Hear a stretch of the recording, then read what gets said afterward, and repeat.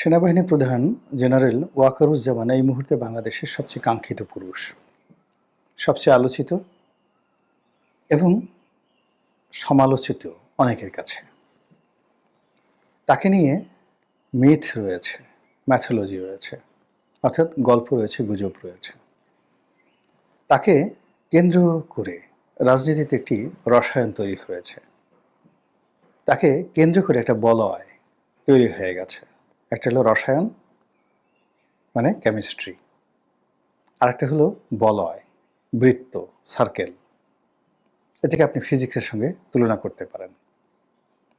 এখন যাকে নিয়ে এত আলোচনা এবং সমালোচনা, মূলত সেই লোকটির সম্পর্কে আপনার কিছুটা আন্দাজ থাকা দরকার আছে। আমি নিজে তার সঙ্গে কখনো ব্যক্তিগতভাবে আমার পরিচয় হয়নি, কথা হয়নি, দেখাও হয়নি, ওয়ান টু ওয়ান আমরা কখনো একে অপরকে দেখিনি। আর এমনি সেনাবাহিনী বা ঊর্ধ্বতন যারা কর্মকর্তা থাকেন, এমনকি রাজনীতিবিদ থাকেন, যাদের হাতে ক্ষমতা থাকে, আমি আমার চিরাচরিত শৈশব থেকে তাদের থেকে দূরে থাকি। এমনকি আমার আত্মীয় স্বজনের মধ্যে যারা খুব বড় পদে আছেন, বন্ধু বান্ধবের মধ্যে বড় পদে আছেন, তাদের থেকে ৩৩ মাইল দূরে আমি সবসময় অবস্থান করি। ক্ষমতা আমার কাছে আসলে সবসময় একটা ভয়ঙ্কর জিনিস মনে হয়। এর কারণ হলো, যখন ক্ষমতাধর মানুষ তারা দুনিয়াকে ধরাকে সরাক জ্ঞান করেন, তাদের কাছে গিয়ে আপনি ঠিক সত্যিকার অর্থে আপনি যে মেন্টাল ট্রিটমেন্ট এটা পাবেন না। হয় আপনি অতিমূল্যায়িত হবেন, অথবা আপনি অপমানিত হবেন। কি দরকার? এই জন্য আমি আসলে এমনকি যখন সংসদ সদস্য ছিলাম, আমি কখনো শেখ হাসিনার সামনে জীবনে গিয়ে একটা সালাম দিয়েছি এরকম কোনো ঘটনা নেই। কখনো কোনো মন্ত্রীর সাথে, এমপির সাথে, প্রধানমন্ত্রীর সাথে একটা ছবি পর্যন্ত আমি জীবনে তুলিনি। এটা নট এ সিঙ্গেল ওয়ান। এটা আসলে আমার ভয় থেকে, যে এগুলো আসলে কোনো কাজে আসে না। আমার যে আমিত্ব, সে আমিত্ব থাকে না। এখন জনাব ওয়াকারুজ্জামান সাহেবের সাথে যদি আমার ওইরকম একটা সম্পর্ক থাকতো, তাহলে আমার কথা বলতে গিয়ে আমাকে ১০ বার চিন্তা করতে হতো। কিন্তু আমি তার সাথে সম্পর্ক না থাকার কারণে আমি নির্ভয়ে নিশ্চিন্তে, আমি যতটুকু জানি, যতটুকু বুঝি, নির্লিপ্তভাবে তার সঙ্গে কথা বলতে পারি। এখন তাকে নিয়ে আলোচনা হচ্ছে। আলোচনা হচ্ছে যে তিনি সামরিক শাসনের অধিকর্তা হবেন, জরুরি অবস্থা জারি করবেন।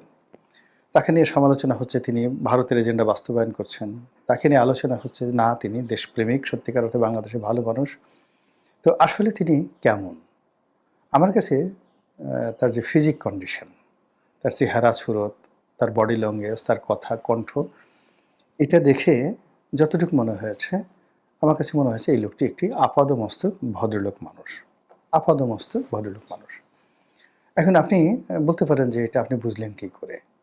এর কারণ হলো যে আমি ক্রিমিনোলজিতে, অপরাধ বিজ্ঞানের একজন ছাত্র, আইন বিজ্ঞানের একজন ছাত্র। অর্থাৎ আমার আমি মাস্টার্স অফ ল। তো এই আইনের মধ্যে বেশ কয়েকটা সাবজেক্ট রয়েছে। সেই সাবজেক্টগুলোর মধ্যে আমার পারঙ্গমতা দেশে এবং দেশের বাইরে এটি প্রমাণিত। তো সেই দিক থেকে মানুষের ফিজিক্যাল কন্ডিশন দেখে, নখ দেখে, পা দেখে, চুল দেখে, কণ্ঠস্বর দেখে, অঙ্গভঙ্গি দেখে, চোখ দেখে আপনি বলতে পারবেন এই লোকটি কেমন। তো সেই দিক থেকে আমার কাছে মনে হয়েছে যে তিনি একজন ভদ্রলোকের সন্তান। তার পিতা ভদ্রলোক, তিনি ভদ্রলোক। তারপরে তার মা ভদ্রলোক, এবং যতটুকু জেনেছি তার বাবা মা সম্পর্কে আমি জানি না, তবে তার শ্বশুর জেনারেল মুস্তাফি, যিনি সাবেক সেনাপ্রধান ছিলেন, তিনি আপাদমস্তক একজন বীর পুরুষ ছিলেন, ভদ্রলোক ছিলেন।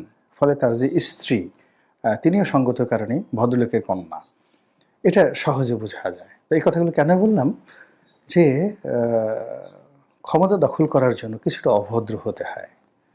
তারপরে ক্ষমতা পাওয়ার জন্য কিছুটা লালায়িত থাকতে হয়, লোভ থাকতে হয়, লালসা থাকতে হয়, কামনা থাকতে হয়, বাসনা থাকতে হয়। তো যারা নিপাট, নিখাত ভদ্রলোক মানুষ, তারা আসলে এই ধরনের ঝুঁকি নিতে চায় না। কাজেই জনাব ওয়াকারুজ্জামানকে নিয়ে যারা স্বপ্ন দেখছেন যে তিনি ত্রাণকর্তা হিসেবে আসবেন, তো তাদের নিরাশ হওয়ার জন্য যথেষ্ট যোগ্যতা জনাব ওয়াকারুজ্জামানের পারিবারিকভাবে আছে। তার যারা বন্ধু, তাদের কাছে জিজ্ঞেস করে দেখতে পারেন যে এই লোকটা কোনোদিন একটা মুরগি জবাই করেছেন কিনা, এই লোকটা কোনোদিন কোনো হরিণ শিকার করেছেন কিনা। অনেক দেখা যাচ্ছে যে আর্মি কর্মকর্তা জিওসি হিসেবে দায়িত্ব পালন করেছেন পার্বত্য চট্টগ্রামে, শিকার করা তাদের নেশা। তো তারা শিকার করেন। তো এই লোক কয়দিন বন্দুক দিয়ে গুলি করে কয়টা বাঘ মারাতে দূরের কথা, কয়টা হরিণ মেরেছেন, কয়টা শিয়াল মেরেছেন। গিয়ে দেখেন, আমার বিশ্বাস ওনার চেহারা স্রোত ইন্ডিকেট যে তিনি এই ধরনের শিকার গুলাগুলি পছন্দ করেন না। ২ নম্বর হলো যে তার শরীর দেখে মনে হয় যে তিনি ভোজন রসিক, খাওয়া দাওয়া পছন্দ করেন। যারা খুব ভোজন রসিক হন তারা রুক্ষ হতে পারেন না, তারা আমোদে হন, প্রমোদী হন। এবং পৃথিবীর যত এই দেখবেন যে যারা সামরিক অভ্যুত্থান ঘটিয়েছে, গেরিলা যুদ্ধ করেছে, নিষ্ঠুরতা চালিয়েছে, তাদের সবারই একটা পেটানো শরীর ছিল, রুক্ষ শরীর ছিল। তাদের চোখের দিকে তাকালেই আপনার অন্যরকম একটা রুক্ষতা আপনি দেখতে পেতেন। ফলে তারা ঝুঁকি নিয়েছে, যে ধরনের কর্মকাণ্ড করেছে। তো সেই দিক থেকে ওয়াকারুজ্জামানের যে শরীরটি, এটি একটি বিলাসী শরীর, আমোদের শরীর।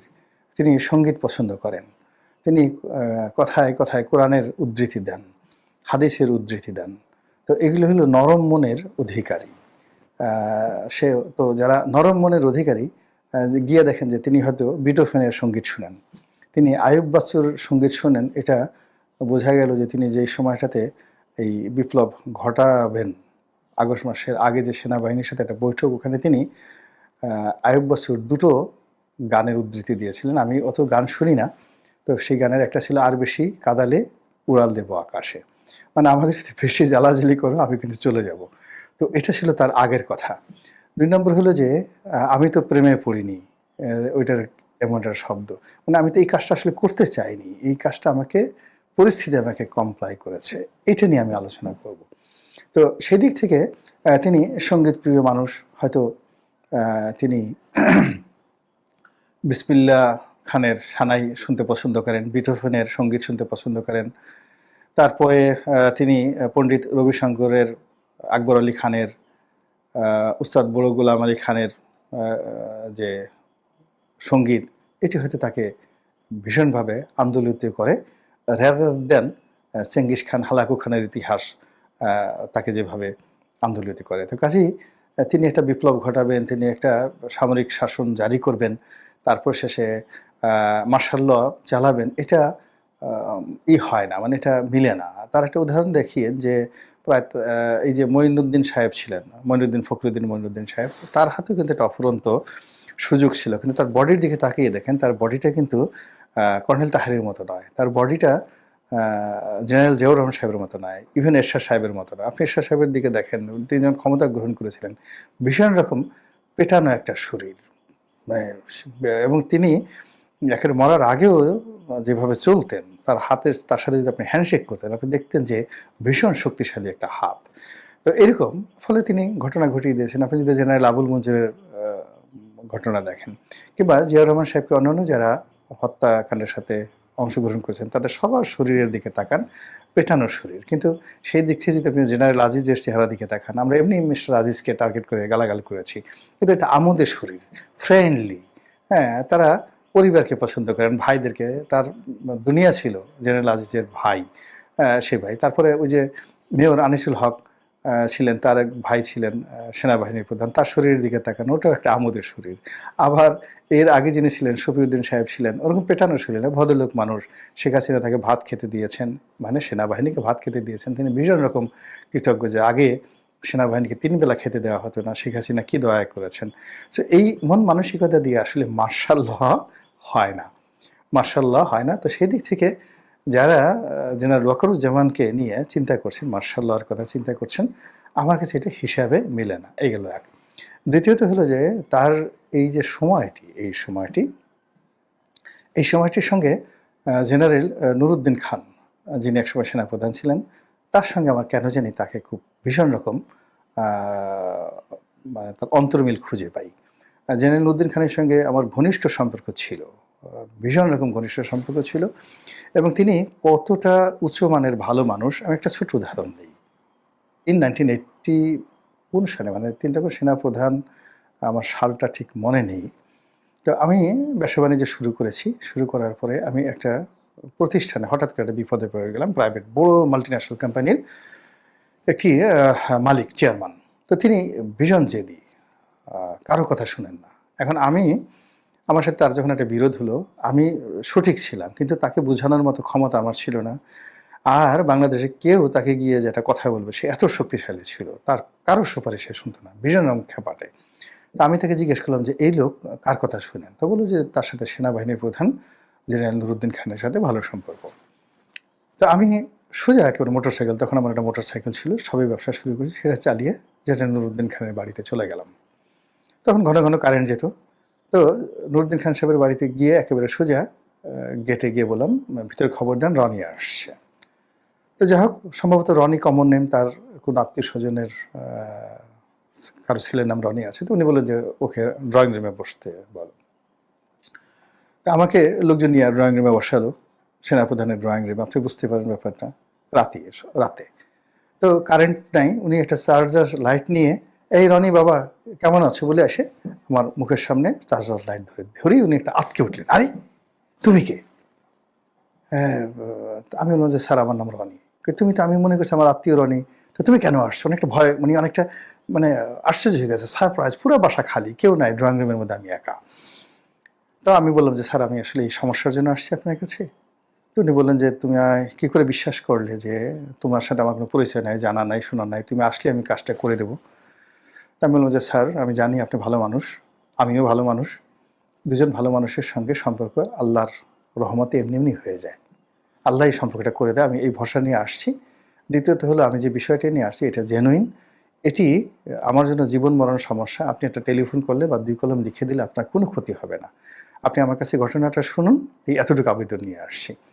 হি ওয়াজ সো ইমপ্রেসড। তিনি বললেন যে বাবা তুমি বসো। তারপরে আমাকে নাস্তা খাওয়ালেন, আমার সব কথা শুনলেন এবং আমার কাজটি করে দিলেন। এবং তারপর থেকে ওনার সঙ্গে আমার অনেক দিন নিদারুণ সম্পর্ক ছিল। পরবর্তীতে সেই সম্পর্কটা, উনি যেই মুহূর্তে অ্যাক্সিডেন্ট করলেন, মন্ত্রী হলেন, আওয়ামী লীগ সরকারের মন্ত্রী হলেন, তখন থেকে আমি আসলে তার সাথে দূরত্ব বজায় রেখেছি। ওই কারণে যে যেরকম ক্ষমতাধর লোকদের সাথে আমার আসলে ভয় লাগে। এনিওয়ে, তো সেই দিক থেকে জেনারেল নুরুদ্দিন খানকে আমি যেভাবে দেখেছি, তারও অনেক সুযোগ ছিল। আওয়ামী লীগের মন্ত্রী হিসেবে, জ্বালানি মন্ত্রী হিসেবে তার অনেক সুযোগ ছিল। তারপর সেনাপ্রধান হিসেবে তার অনেক সুযোগ ছিল, তিনি নিজেই প্রেসিডেন্ট হতে পারতেন, কিন্তু তিনি সেই সুযোগটা গ্রহণ করেননি। তো জেনারেল ওয়াকারুজ্জামান এবং নুরুদ্দিন খান, আপনি যদি পাশাপাশি দুইজনকে বসান, আপনি দেখবেন তাদের চেহারা, সুরত, বডি ল্যাঙ্গুয়েজ সমস্ত কিছুর মধ্যে একটা সিমিলারিটি আছে। এমনকি পারিবারিক যে ট্র্যাডিশন, তার মধ্যেও কিন্তু আপনি অন্তমিল খুঁজে পাবেন। তো সেই দিক থেকে জেনারেল ওয়াকারুজ্জামানকে নিয়ে যারা চিন্তা ভাবনা করছেন যে তার দ্বারা একটা কিছু নিষ্ঠুর কিছু একটা হবে, নির্মম কিছু একটা হবে, কঠিন কিছু একটা হবে, এটা আমার কাছে মনে হচ্ছে না। এগুলো এক। 2 নম্বর হলো নিয়তি। নিয়তি হলো এমন একটা বিষয়, যে জিনিসটি চায় না, নিয়তি তার পিছেই সেই জিনিসটি ঘুরতে থাকে। আমি নিজে, বিশ্বাস করেন, কোনোদিন ধনী হতে চাইনি, কোনোদিন ব্যবসা করতে চাইনি। একেবারে ছোট একটা বিসিএস চাকরি করব বা সেনাবাহিনীর একটা চাকরি করব, বড় যে একটা মাল্টিন্যাশনাল কোম্পানিতে, আমার টার্গেট ছিল জাতিসংঘে চাকরি করা অথবা ব্রিটিশ আমেরিকান টোবাকো কোম্পানিতে চাকরি করা। এরকম একটা চাকরি করব, ঢাকা শহরে একটা অ্যাপার্টমেন্ট থাকবে, ছোট্ট একটা গাড়ি থাকবে, 2টো ছেলে মেয়ে থাকবে, সাধারণ একটা চিন্তা চেতনা। ব্যবসা বাণিজ্য, আমার আব্বা ব্যবসা করতেন, বেশ বড় ব্যবসা করতেন, এবং তিনি ওভার ট্রেডিং করতেন।